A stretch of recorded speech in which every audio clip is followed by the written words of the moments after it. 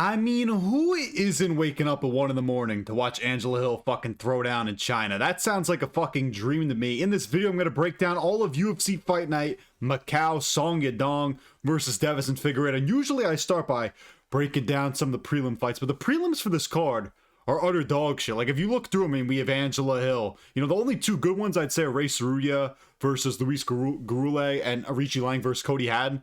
Everything else is pretty fucking terrible, but the main card kind of bangs on this one. If you're new here, remember to like, comment, subscribe, and let's just start off right now. Let's jump straight on in to Song Yadong versus Deiveson Figueiredo. And in my opinion, this is actually one of the easier fights, like easier main events to break down that we've had in 2026.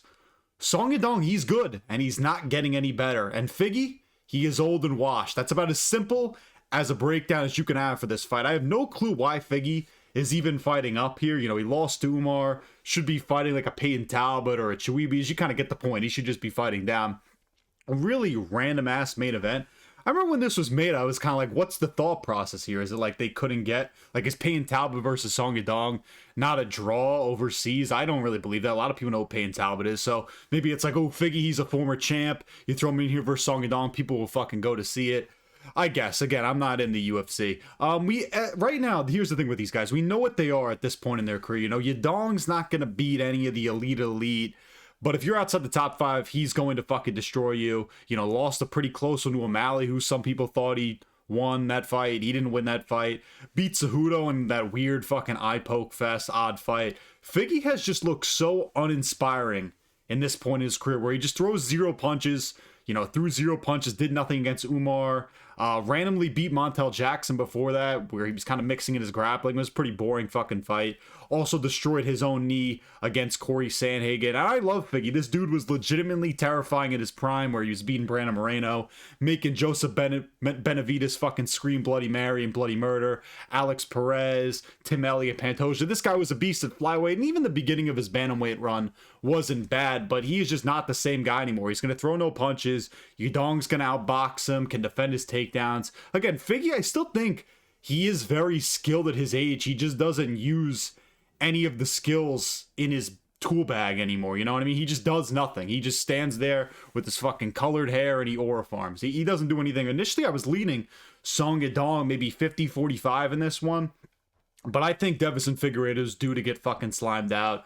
I think it's going to happen like round 3, where Figgy will try and mix in the grappling in this fight, but he can't really get submissions, and Song Yadong will just out-scramble him.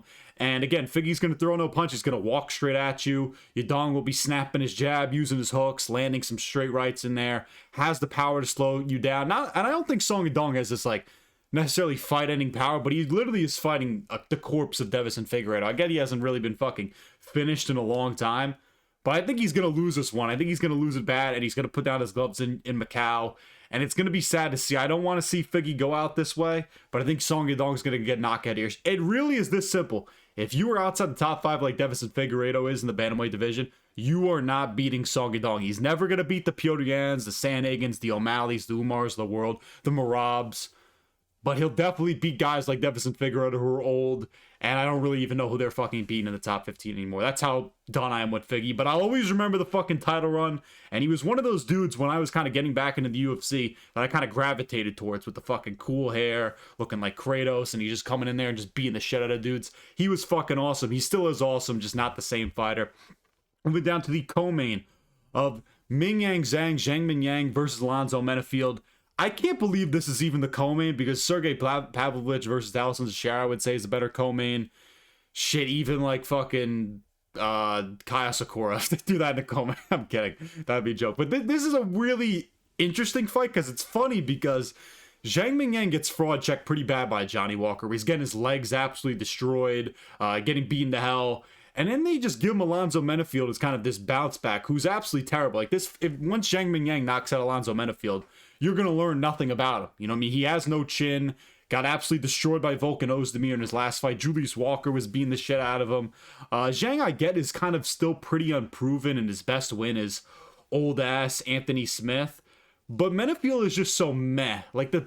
I guess he's kind of ranked material, but that's not saying much about the 15th and 14th ranked guys in light heavyweight. he beats guys who don't deserve to necessarily be ranked, like an Umar Sy or a Julius Walker, who just aren't top 15 material. Funny how this guy somehow beat Dustin Jacoby, but I can see Zhang Mingyang just landing big hard shots on this guy. I don't think he's as good as a Volkan Ozdemir, but he's going to back Alonzo Menifield up. He's going to find a big shot in close, has really nice elbows, and it's going to be great. Zhang Mingyang is going to win this one by a round 1 finish. Alonzo Menifield is just absolutely shit. This guy has no chin.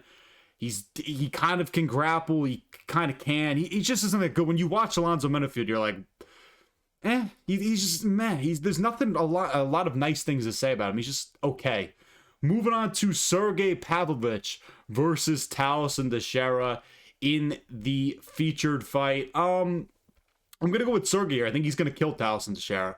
I just think there's no way you can pick Tallison Teixeira to win a fight in MMA when he's actually facing a dude who has any skill whatsoever. I mean, this guy went life and death with Tai Tuivasa, where he's fucking gassed out, had him in full mount, somehow couldn't finish Tai Tuivasa. If Tai Tuivasa had 2% better cardio, Tallison Teixeira is touching the fucking canvas. And I get Pavlovich hasn't really been the same since losing to Tom Aspinall, you know, back in the day where he was running through dudes in the first round like Derek Lewis, Tai Tuivasa, Curtis Blades, just dominating these guys. But he's won his last 2 over Rosenstrike, rest in peace. He's not dead, they just fucking kicked him out of the UFC. And Waldo Cortez Acosta.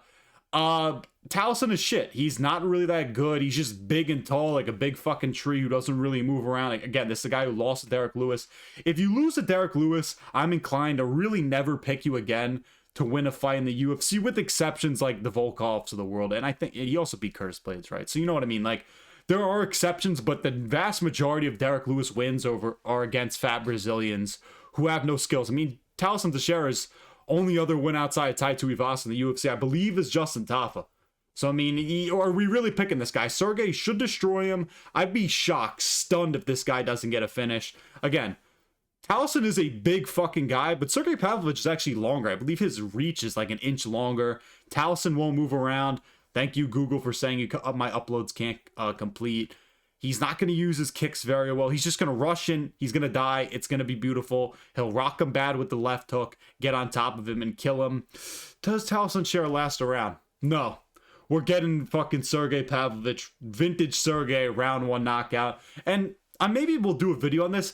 The heavyweight division, you know, it has improved, but it's still a fucking mess. Like, even if Sergei wins this, what are you doing with him? Is he fighting a Volkov? Is he fighting a Hokit?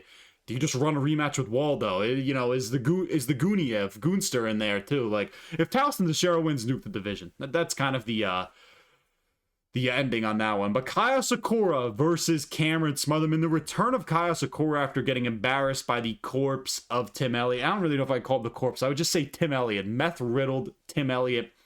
And if Kai loses this fight, I might kill myself. And I'm kind of joking there. It's not really like I like Kai Asakura. I do like him. I don't love him. But it's over if he loses this. He needs to go back to fucking Japan and go be a Pokemon trainer if he loses this fight. I mean, it was crazy how talented this guy was in Rise and how much promise he showed and how much people were fucking glazing this guy. You had all these Rise and nerds and nuts saying he would beat Pantoja because, you know, he beat fucking Ash Ketchum and Professor Oak and Ryzen. Man, this guy's fucking legit. And not to discredit his run in Ryzen, he was really good. But he got absolutely mogged by Pantoja and Tim Elliott. Not that those are necessarily bad losses. I mean, the Tim Elliott loss was just ugly in terms of, it really showed that this guy has no grappling whatsoever. And it wouldn't even shock me if Kai lost his fight just based on vibes. Like, we've seen Patchy Mix flame out in the UFC. Kai Asakura, I do believe, is a little bit better than him. But, I mean, it wouldn't shock me if Cameron Smotherman fucking just knocked him out in this one. It worries me that he is such a massive favorite in this fight because he isn't really that good. I mean, he's a very talented striker, but has no grappling. It's kind of a layup with Cameron Smotherman where he's not really a good or even great offensive grappler. Passed out at the weigh-ins for that Ricky Turcios fight back in January.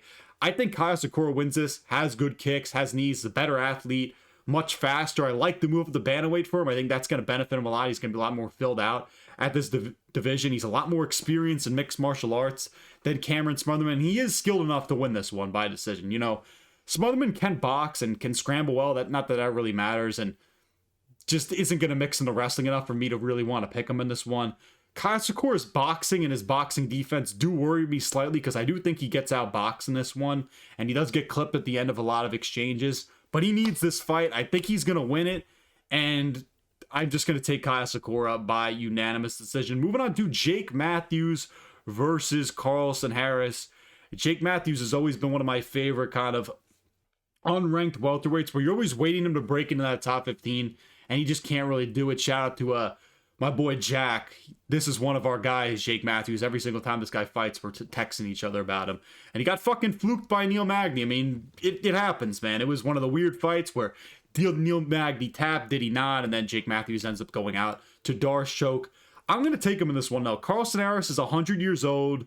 He was supposed to be the Michael Chiesa retirement fight victim. Has lost his last 2 fights to Chaos Williams, fucking marauder, and Santiago Ponzinibbio. So really, he's lost 2 of these names. I wouldn't really say they're good. Jake Matthews, will probably look amazing in this fight and beat the shit out of Carlston Harris and then lose to someone who's actually good, because that's usually how the Jake Matthews thing works. He's well-rounded, has good jiu-jitsu, can use his lead hand really well, can mix up, shots to the body, can box well. I'm going to take him by TKO in this one. I think decision's probably smarter, but Carlston Harris is just so old and has lost his last 2 fights by finish. I think Jake Matthews can somehow find one in this one. Carlston Harris, the one thing I will say that he can do pretty well is he can capitalize on dudes who shoot bad takedowns where he could fluke up an anaconda.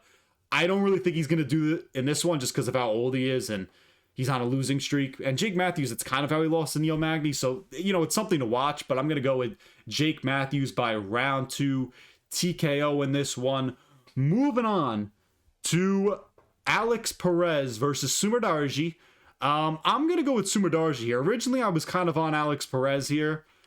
And Alex Perez has always been one of those weird fighters with me where I kind of shit on him. And it's not really his fault because he's injured. And I think that's kind of taken some of the wind out of his, sails in his career.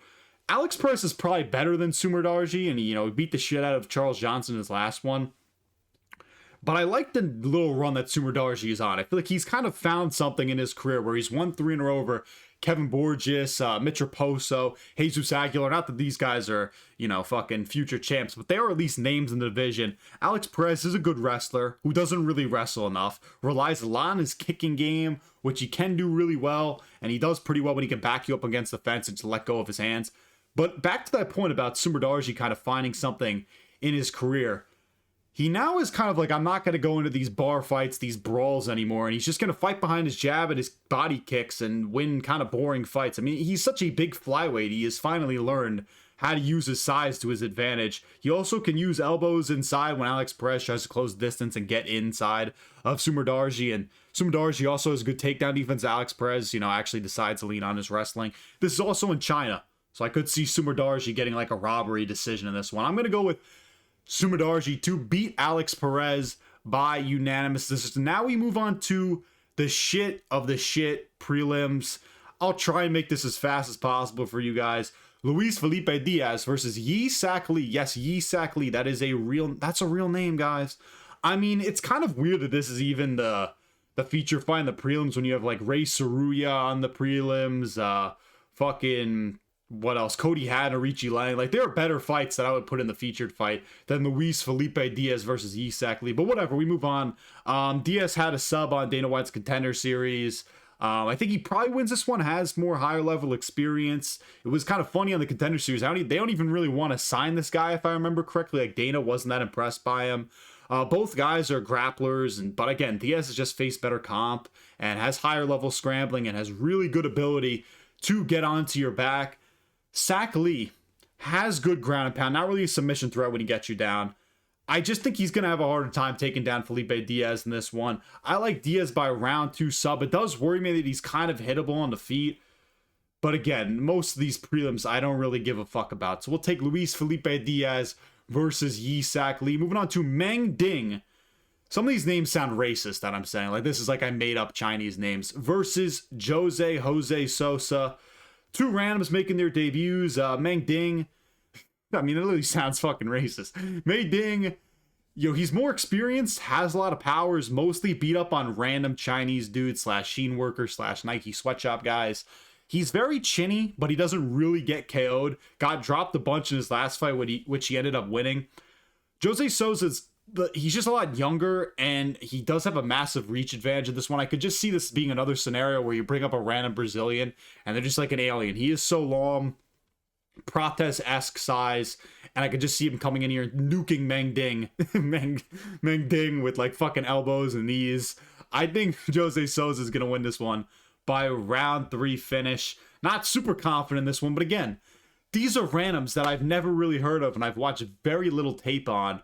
I'll take Jose Souza in this one by round 3 TKO. Maybe decision. I just have more confidence in him as a younger, longer fighter who's taken less damage in his career. Moving on to a prelim fight that is actually interesting. Aoriqileng versus Cody Haddon. This is a fun one. You know, Cody Haddon has kind of had his career in the UFC a little bit stalled, not a little bit, stalled and robbed with injuries and just having to pull out of fights. I think he had a real chance to beat Malcolm Wellmaker had they fought. Also was supposed to fight Alexandre Topuria. So he has, you know, there's a reason why he's getting these matchups. Even Aoriqileng, I would say, is a pretty high level, unranked bantamweight. You know, Cody Haddon is a dude who is very good. And Aoriqileng, I think, is also really solid. You know, he knocked out Cody Gibson in his last one, lost to Chiwiwis before that. But Cody Haddon does a really nice job mixing it up just in general with the boxing, has good scramble ability, can push you back to the fence, rip combos on you. Aoriqileng is still very dangerous, has power and reach for the division, but can kind of struggle to defend takedowns. I kind of think Cody Haddon could come out here and either just piece up Aoriqileng, maybe find a finish, or he can just use the cage really well, get his hands together, and dump you along the cage, kind of like a traditional wrestler-esque kind of style. I think he avoids the big shots of Aoriqileng, mixes in the grappling well, and wins the decision. And I think it's going to be a dominant decision, 30-27 for Cody Haddon in this one. I'm excited to see this guy fucking finally, you know, actually fight in the UFC. It's been almost 2 years since that, whatever, Dan Argenta fight, you know what I mean? Moving on to Ray Tsuruya versus Luis Gurule, however the fuck you say the kid's name. And I just want to take a moment of silence for Jesus Aguilar. He was supposed to fight Ray Tsuruya. I was pretty interested in this one. I like both guys. He got fucking cut from the UFC. He was one of my favorite fucking unranked flyweights. Pour one out for Jesus Aguilar. Anyway, Ray Tsuruya is going to come back and he's going to win this one. His only loss is to Joshua Van. Gurule is coming back. Literally, he fought 2 weeks ago against Daniel Barres. Went 3 rounds, you know, mind you. It wasn't like he went out there and slept Daniel Barres in 1 round. He kind of got wobbled a little bit in the second round. But he did look the best that he probably ever has in the UFC, where he's a volume striker. He'll mix in the takedowns when necessary. Had even like a really nice suplex in that last fight against Daniel Barres. But I think Tsuruya is too accomplished of a grappler, and Gurule having to cut weight again on such short notice is kind of just leading me to pick Ray Tsuruya. Tsuruya also like shaved his fucking head or did some weird like Goku style where he bleached his hair. I don't know. It looked pretty cool to me. The one thing that worries me about Ray Tsuruya, if you're picking Luis Gurule or if you're picking Ray Tsuruya, you know what I mean, is his striking is terrible. You know, he looks so bad on the feet. But I think, you know, with the time off, hopefully he's improved at least marginally. I could see a world where Gurule's giving this guy problems inside. But again, the high-level grappling of Ray Tsuruya makes me pretty confident that he should win this one by unanimous decision. Moving on to Angela Hill, the marauder of the strawweight division, versus Jingnang Zhang, who I believe was like a 1FC champion. This is at least like a name value kind of fight. I mean, Angela Hill, she's so old. Zhang was, again, a 1FC champion. She's Chinese. Angela Hill's a crafty vet. I'm going to go with Jingyang, though, here, this one. She's younger, could kind of mix it up. Hill's just old and has slowed down a lot. I'll just take Jingyang Young in this one. Who'd she lose to? Fatima Klein in her last one? Yeah, Fatima Klein, my fucking girl. She got run through by her. I'll take Zhang by decision. Moving on to Kang Ji Zhu versus Rodrigo Vera. I believe this is short notice for Rodrigo Vera. Zhu, I believe, is a CKB guy now, is he? Or he's kind of been training out of CKB, I believe, recently with Rong Zhu. Uses front kicks really well and leg kicks. Vera can kind of leave himself open and get countered when he blitzes in, and can get caught pretty bad. I don't really know, because a lot of people in Typology are picking Rodrigo Vera here. I don't really fucking know, and I don't really care. I could just see robbery decision going on. I'll take Zhu by decision. Maybe we go with Fulch. I'm not going to watch that fight either. It's at 4 o'clock in the fucking morning. Loma Lukbume versus Jacqueline Amorim. Jacqueline Amorim, she kind of burnt me a little bit last time I picked her, but she does have a grappling advantage in this one. It was on a good win streak before her last fight. Also has a size and a reach advantage, which most people are going to have over Loma Lukebunme, who she is fun to watch. I just think she's just a midget. And I saw Bedtime talk about this. If there was a fucking atomweight division, she would be great for that. She just gets frame mogged too much. She does have a really fun Muay Thai style, but I kind of just trust the Morum's American Top Team, you know, style with nice grappling abilities, has a lot of finishes, can use all her tools, and just win this one by decision. Again, don't really have a ton of confidence in her, or really either one of these, because Loma Lukebunme, she's a lot more fun to watch. I love to root for her, but that like Alexia Taidara fight where she just got absolutely smudged, and Taidara is better than Jacqueline Amorim, obviously, but that kind of just leaves a bad taste in my mouth where I just see another path to victory or path to losing for Lukebunme where she just gets smudged for 5 rounds. But that's my breakdown for this card. I'm really excited for the main card for this one. Not really, but at least it has like 5 fights where you're like, all right, like I am pretty intrigued by these fights. Even if I think Song Yadong versus Figgy probably won't be very competitive whatsoever. But yeah, that's my breakdown for this one. Make sure to like, comment, subscribe if you're new. The doctor is signing off.